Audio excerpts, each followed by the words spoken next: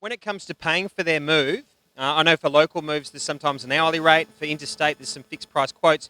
But how should they go about paying for their move, and how's a professional company going to ask them to pay? Well, most professional companies, like any professional business, will have your FPOS, and your cash transaction or electronic funds transfer.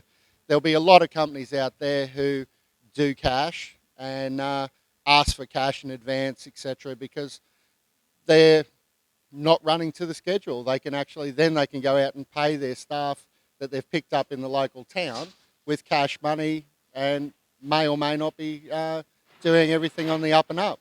A lot of people ask for a discount for cash because they're hoping that the tradesperson will leave off the GST or other things like that. But if you're running a professional company in Australia, you'll be paying your guys properly, and you'll have the options of paying by credit card, electronic funds transfer, or cash. For the public that are looking to help you make the move a bit smoother, what sort of things can they do in the days before and on the day of the move to help out? Best get rid of what they don't want to take. Do all their decluttering, get rid of all the items that they're not taking, so that we come in, it's just a straight move from A to B. When people are moving interstate, why would you recommend that they consider using professional packers? Look, professional packers, to start with, the great thing about packing is that you can have a packing crew come in the day before you move. Following that, most people spend days or weeks packing prior to moving and living with boxes. With a professional packing service, there's no need for that. The packers come in the day before, so you can pretty much live the way you normally live up until the day before you move.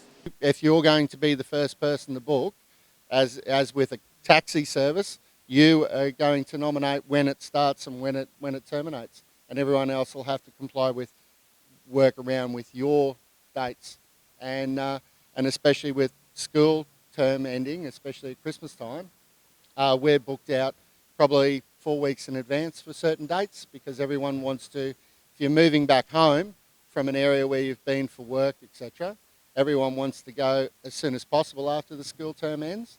And if people do choose to pack for themselves, have you got any tips about how they can do that as professionally as they can?